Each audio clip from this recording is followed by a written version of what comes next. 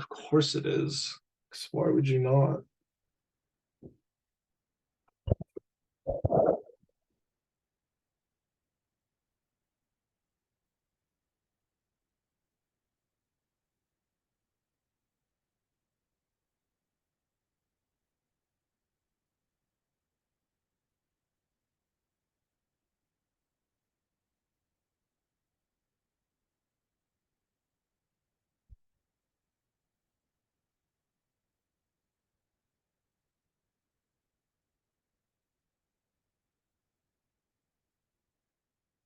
There you are.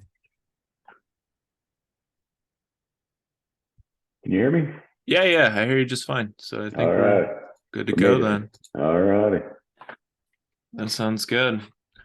Awesome. Yeah, we'll just go into like what you're doing new if you're coaching practice, some of the things I've learned and whatever else comes up in the conversation. So Sounds good, man. sweet. Awesome. All right. Yeah, let's jump into it then. Do you have any Okay. other questions or anything like that? Cool. I don't. However this conversation goes, it'll go. So I'm good. Sounds good. Cool. It's already recording, so I'll just jump in. All right. Welcome back to the Yield Today of Dallin Candland podcast. I'm here with Dr. Kelly Henry. He was on episode 70 and just excited to jump with him about how his coaching is going and everything else with Kelly. So thanks for coming back on, man.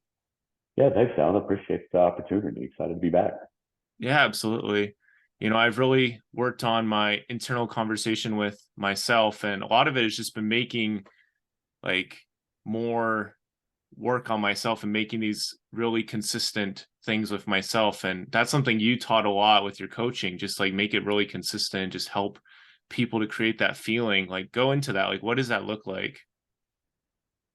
Consistency is the key to life. So, and so many people don't.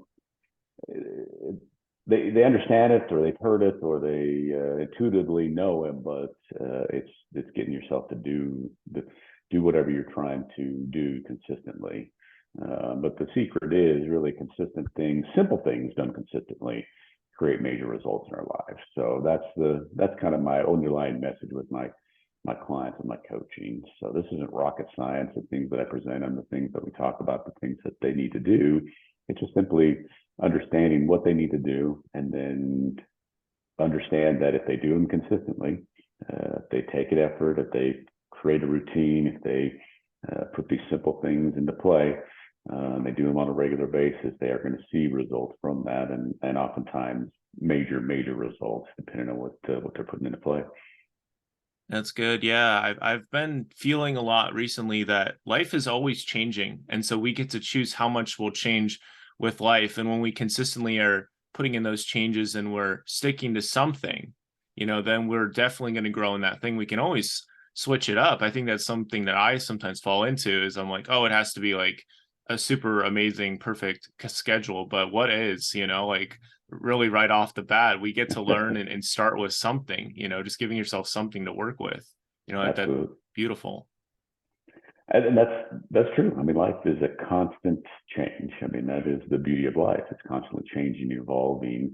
And if you're not changing, really, you're going to be left behind in whatever arena, whatever area in your life that you may be trying to achieve things. So the key is, and I'm sure you know the principle, but it's continuous and never-ending improvement. Kenai.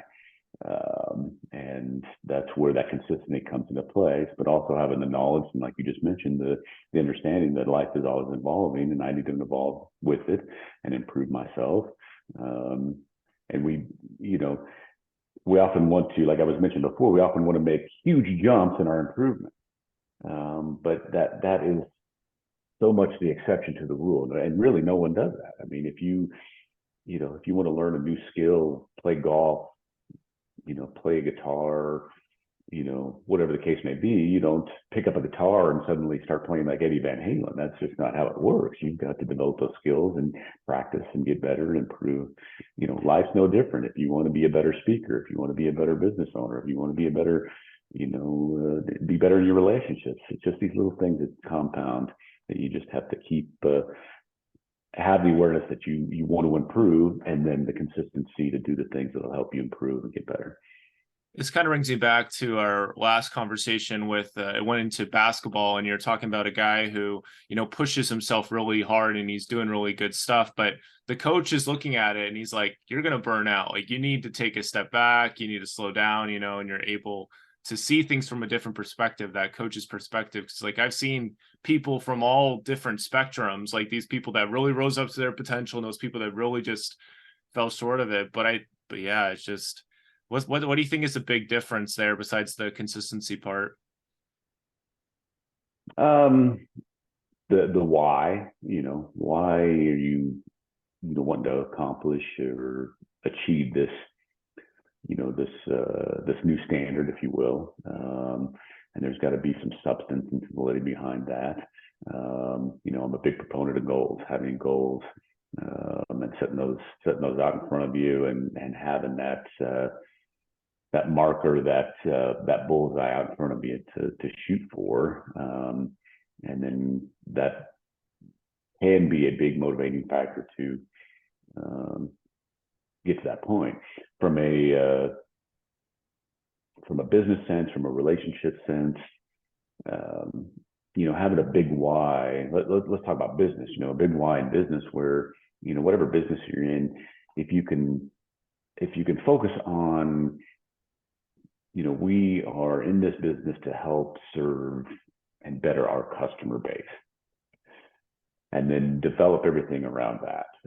That's a huge why. I said it to my office staff. If I said it once, I said it 1,000 times to them. We are not the patients, in my case, through my chiropractic office. We're not in that office for us to serve us. No, we are in this office to serve everyone that comes in through that door, and be a ray of sunshine and make them feel better, and like a very important person. So, and you can apply that to other areas of your life too, but just having that big why that's outside of yourself, that really can help you stay on a consistent path to do and achieve what you want to achieve. Yeah, and that's a consistent thing too. Like, I feel like I've been working on that a lot, especially in 2022, man. Like, I'd be like, oh yeah, I should do this, or this is what I want to do. And then it's like, no. And then you switch it up, but slowly I feel like I'm making progress. There's some moving forwards and backwards more like this. And then there's those times where you're like kind of getting something a little more consistent. So I'm curious, with your coaching, you've made some like pivots to that. And we talked about pivots, I believe, last time. So, well, what's that pivot look like? Well, when we talked last time, I was exclusively coaching customer service. Wrote a book on it, Define and Deliver Exceptional Customer Service. Certainly a passion of mine, and it's certainly at least in my opinion, and a lot of statistics back me up, it's a huge piece of business success. And the vast majority of businesses, particularly in the United States, statistically speaking, about 80% are average to below average in their customer service. So again, there's a lot of passion behind what I coach in that regard. But I've pivoted from, I still coach customer service, but to more of a general business coach, where I help businesses maximize profits, systematize, refine their businesses, and then scale their businesses. A lot of business owners, they want to grow their business, and you want to do that, specifically when you're starting out. Growing is doing more to gain more. Well, scaling is a little bit different. Scaling a business is actually doing less to gain more. So we want to refine, and we want to look at what's most profitable, and look at systems and efficiencies, and really focus on those things. It's using a lot of the 80-20 rule to refine those systems, and really put a business on the fast track to just giant revenue gains and actually growth, but we're doing it in a very, very refined manner compared to just, let's do more and more and more and more and more. Often what happens as a business owner, as they do that, they're putting in more hours, they're putting in more time, and they often become the giant bottleneck in their own business. and that gets frustrating for them. That gets them to a place of burnout. So that's where I could come in and say, hey, let's look at things differently. We don't have to do more and more and more, keep dumping more and more hours and just keep grinding and grinding. There's a different way to do this, and it's enlightening for me to, well, for my clients, but also for me to present that to them and flip that switch, so to speak. And they're like, oh, wow, this is great. I don't have to work 80, 90 hours a week. I can work 40, I can work 30, I can work 25 hours, and my business is even doing better than I could imagine, and I'm working less. So, and that's a great thing. Make more money, but also have more time. That's a pretty lethal combination. Yeah, it's a beautiful thing when you can do that. And you've already seen like what that room looks like with all the lights and the chandeliers, whatever you have to hang to bring that kind of light. You've seen that that's possible. And, in this world today, Kelly, if all the craziness and all of the upheavals of various kinds, it is important that we're able to take action and be able to recognize I have the power to do this thing. And I think that is another gift that you give to your clients is confidence in a certain degree of like, if I can do this, there's always going to be, there's like the Diderot effect. Like when you replace one thing in your house, you're going to like replace everything to like make it work. But I think the same thing's true of self-improvement. Like you get a book and you start reading this book and it's like, well, I should probably listen to podcasts about this guy or whatever, and there's so much power when you help somebody get on that track. It's a beautiful, beautiful thing. I love that. Yeah. It's, my job, I often comment, and really any coach, regardless of business or life or sports, it's bringing awareness. It's just bringing awareness to somebody that they just, they don't see it. And again, just flip that switch and bring awareness to a different concept, a different way of doing things, a different idea, or, hey, you're not doing this quite right, or you can improve this and this would make a big difference, those type of things. It's just bringing that awareness. And like you said, hang that chandelier, shed some light on some stuff. And again, it's pretty cool when you could tell you've made that difference. That awareness is sunk into that client's brain, and you're like, okay, we're moving in the right direction now with them. So that's good, because I know that you've been coached for a while. I'm not sure if you still are, but I imagine you probably are with the benefits you've gotten from it. Yeah. And then you read books, you have all these other things. Like what helps you to develop your coaching and helping you to help out your clients? It's practice what I preach. I am coach, like you mentioned, because I'm always trying to improve. Always want to improve, always striving to improve. And then, like you said, I'm a voracious reader, read virtually every day. I average 45 books a year. I get through, take notes on them, put them into Google Docs, and then review them and take those pieces and so I can utilize them to better serve my client base by expanding my knowledge base. So constantly doing that. Listening to audio books while I'm driving around town or working out, those type of things too, just to keep those ideas flowing. And it's listen to positive audio books and things on mentality and positive attitude and greater achievement, those type of things too, because the key is we need to control what's going in our mind so we create the right thoughts and keep those thoughts going so we can create the right actions around those thoughts or by those thoughts, which creates the habits that we need to have, which creates the outcomes ultimately what we have. So if we're dumping negative stuff in our minds or just throwing on the tube and watching, whatever all the time and not really pumping our minds full of the stuff that's going to help to motivate us, inspire us, give us more information, education, it's hard to create the thoughts and then the actions moving forward with that too. So that's a key. So again, like I mentioned just a second ago, I definitely practice what I preach so I can continue to be a better version of myself. That's beautiful. Yeah, it'll be interesting to revisit this again and chat again and see where we're both at. I'm sort of thinking of going more in the coaching route, helping people have more compassion in their communication with others, because I feel like that's something I've been able to develop some skin in the game or just a lot of practice with, and it's something I enjoy doing, and it is definitely I feel like it's a need out there in the world today. Absolutely. I agree. Yeah. I So agree.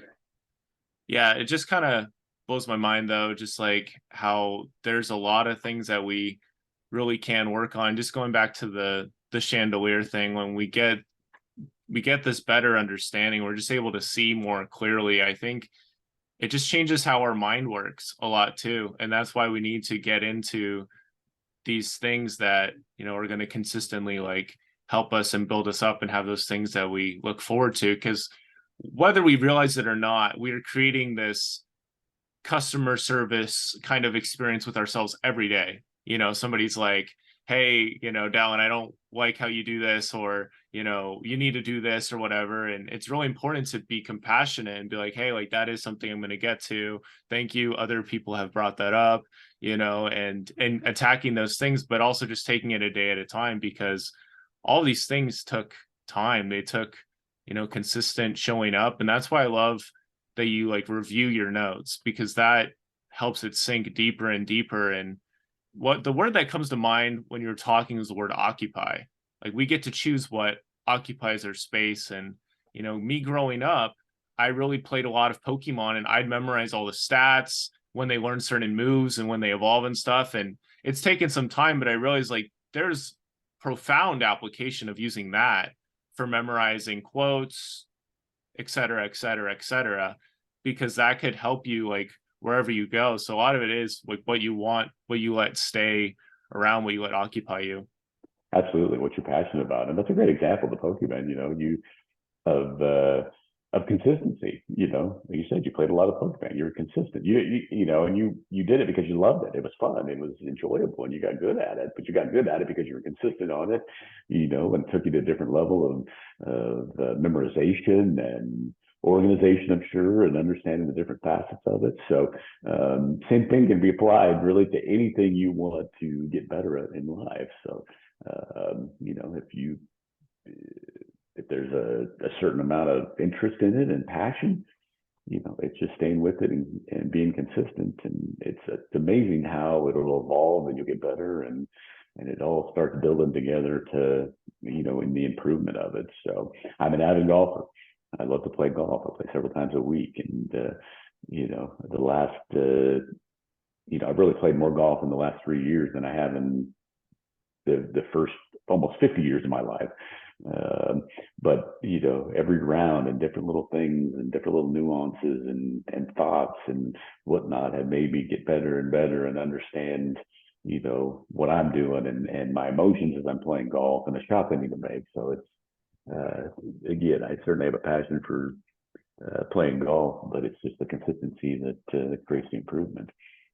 Yeah, I know Michael Jordan, he would bring golf clubs. Somebody would bring his golf clubs so he could golf in between games and stuff, because sometimes he really needed that to unwind. And I think anybody in some kind of high performance, they do need some kind of thing that, constructively adds to what they're doing without doing the actual thing, because Right. all these things, they do translate to other areas. But at the same time, like your brain loves to have different places to go where it can feel safe as well, or it can feel loved, or it can feel appreciated, or it can feel like used in the best possible sense of the word.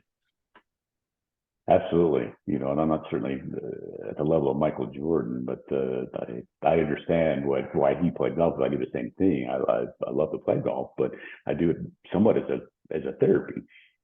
I get out on the course and I'm not thinking about business. I'm not thinking about the things that are there. It helps me unwind and just puts me on a little different thought pattern, obviously. So, but speaking of Michael Jordan, he, as far as consistency, he was voracious in his training and his attitude and his focus to be the very best and to win world championships, and how that spread to his teammates. I don't know if you've watched on Netflix the Last Dance, and it chronicles I think it's the 1998 the last season. All the core Bulls were together: Michael Jordan, Scottie Pippen, and those teams, and Dennis Rodman that won the championship. And it chronicles that through several years, and it's just amazing how Michael Jordan was just his competitive spirit. But he didn't win early on. He spent 5 or 6 years in the league and didn't win a championship. He always had that drive, and they had to get better players around him, and they brought in Phil Jackson, which had a different style of coaching, and really took the ball out of Michael Jordan's hand and made it more of a team concept. But doing that, Michael Jordan adapted, realized, yeah, this is better for the team, and lo and behold, they 6 championships later, he's pretty famous these days, but the thought and what I'm trying to get to is just Michael Jordan's unrelenting drive to continue to improve. Even after the first couple of championships, he could have sat back or out, made it and whatnot. No, 1-2, let's win 3. We won 3, let's go 4. And they may have won another one if the team wasn't broken up moving into the 1999 season. Who knows? But again, just having that fire and that drive is something pretty amazing. Yeah, I think a lot of it just comes back to how do you respond when failure or when these things kind of happen. It's interesting because just a couple months after our first conversation, I ended up failing my accounting class by 5 points, and that was a real letdown, and that was a real wake up call, because it's all of this kind of sort of like I just take these quizzes, and sometimes I just feel the adrenaline rush of taking it 30 minutes, these kind of longer accounting equations, and it was just a mess. I just saw where that all led me, and then I was like, okay, well, this obviously can't fly. And so I took it in person the next time, did way better the second time, but there was some changes that had to happen. There's some stuff that this can't ever happen again. This, I have to completely switch this up. I can't allow myself to only work on this at this time, or whatever needs to happen. You have to make those changes. Absolutely. That's perfect. And I love your attitude there. Something I say often to my clients is there's no such thing as failure. There's only feedback. And that's exactly what you did. Okay, listen, there,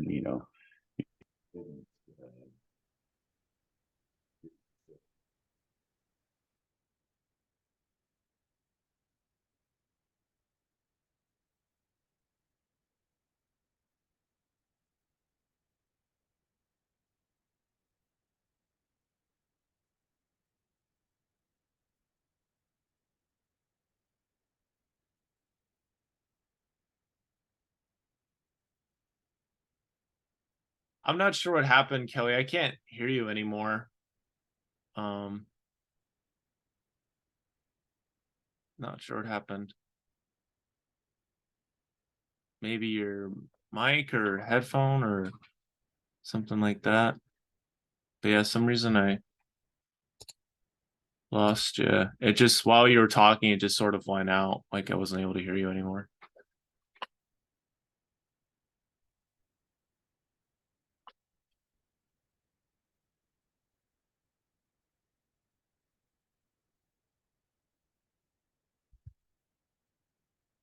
you hear me? Mm-hmm.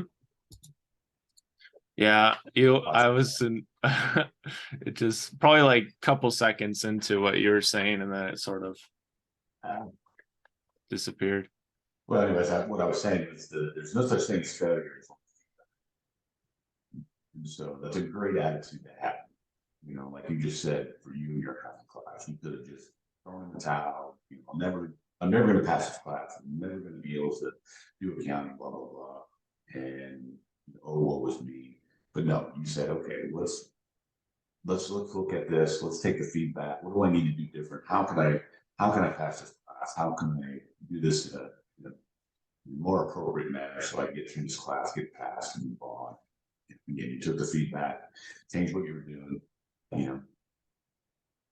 did a little bit of a course correction, and passed the class. So good for you, man. Yeah, we more than passed the class. I think I got a high B and I got a 97 on my first test. So it was definitely a redemption. It's more than that is a huge redemption. So congrats to you, man. That's awesome. Thank you.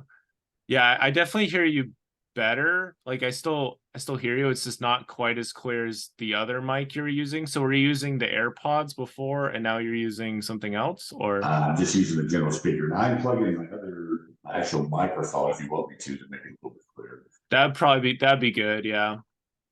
Give me just a moment. You're completely good.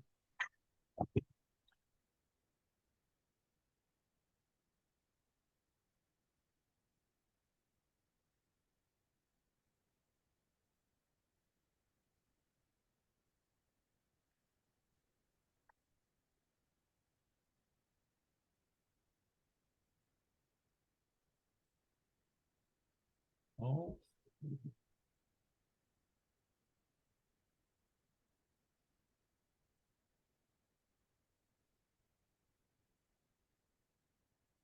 How's that sound? That sounds great. Yeah, this is definitely the best one of the This is an three. example of no such thing as failure, just feedback. So we solved the problem. We didn't fail at this. Yeah. Your buds and everything else going on, just plug a different microphone in and that we're good. So Definitely.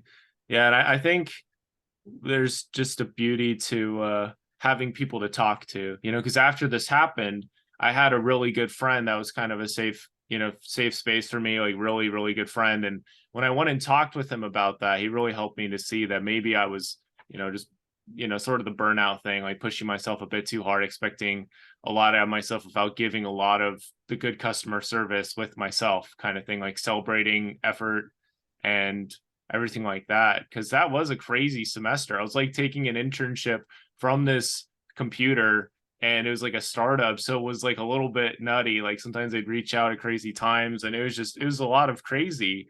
And sometimes you don't give yourself that ability to feel what you need to feel of like, yeah, this is crazy, but you are going to learn from it. You're going to grow from this. And I don't know, it's just so much beauty in changing that conversation. But yeah, that's like you literally verbatim when I listened to our old recording is I was looking back at it and it's like, yeah, like it's all feedback. It's all feedback, man. So it is. That's such a valuable insight. If we'll just step back, and when things don't work out right, when things don't, live up to expectations, and that's usually what we classify failures at. Not so much in failing a class, which expected to pass, obviously, but when we set up certain expectations, and then a marketing campaign or a new product or whatever the case may be doesn't live up to those expectations, kind of a knee-jerk reaction is, well, just scrap it and let's try to figure out something else to do instead of standing back, saying, okay, listen, let's review what's going on here. Where is the positives? How can we course correct and move forward a little differently with this particular item? So instead of just having that gut feeling of, okay, I failed, oh, woe's me, let's just forget everything. No, that is not productive. That is not what's going to move you forward. Let's use the feedback. Let's course correct. Let's move forward more intelligently. it's interesting because I think about this of like TV shows. Like sometimes there's like season 1 isn't that great and season 2 isn't that great. Then season 3 is like they like put in a new character, they switched it up, and it was like all of a sudden it's good. I can't like think of any like clear examples off of the top of my head because I really don't watch much TV. I just don't. But it's interesting how there's always that ability to reinvent and to change and to take things from other sources and to make it your own. I'd really love for you to dive into like some client story, could be recent, could be not so recent, that comes to mind as somebody that you just really helped to, have that greater confidence in themselves, maybe something along these lines. Oh yeah, I have a client here locally. I live in Lubbock, Texas. He's a local insurance agent that I've been working with for a little over a year now. Great guy. He's been in business for, I believe, 15 years. Has achieved some success, but obviously wanted to level things up and really move forward even more than he has. And so, in working with him, he was the classic growth guy. So he had auto or auto and home insurance that they were doing, and then commercial insurance and life insurance, and then selling Medicare. And then he was wanting to bring a financial advisor in and just keep growing and growing that way. So in the process, we just looked at, okay, hey, what's most profitable for you? What are the policies? What are the aspects of your business that are really generating the most revenue for you? The 80-20 rule. We just applied that to that. What policies or what part of your business is easiest on you and your team as far as time and effort to produce these policies, or on the back end, and as we work through this, life insurance is much easier, much more profitable, and commercial insurance, commercial building insurance is much more profitable. And so he's got rid of everything else, refined that, and now he is jumped his revenue up by almost $1 million. Wow. So he's on a huge skyrocketing trajectory is what it amounts to. So it's fun to see the evolution that has transpired since we've been working together. So now the key is, and I tell him too, and I don't want to shed light on myself. It's 1% Kelly Henry working with him. It's 99% what this gentleman has done, is doing, and his drive, and then his taking the information and putting a play and taking action on it. That is the key. He just has a tremendous attitude, wants to grow and move forward. So I brought some awareness to it, but it's the drive and his attitude that has made all the difference. That's beautiful. Yeah, I appreciate you break that down, because sometimes it does just come back to that, like doing more of the stuff that really like lights us up, or that really like lights up our business, keeps the lights on, to be that, open about it. But when we can do that stuff and prioritize it, and for me, I've been creating like theme days, like these are when I do these things, and that's the only time I do these things. And that really helps me with my ADHD brain to go super deep when it's time to go super deep. And there's other times, or like Wednesdays, where it's just a walk, no social media. I do some writing, and I just keep it like super chill. And that creates that, ability to put my energy in other places. But I just love that you've done that and helped him with that. It's fun. It's that's going back to my big why, my personal big why, purpose is, it used to be when I was in my chiropractic world, was helping serving the patients and change their health for the better.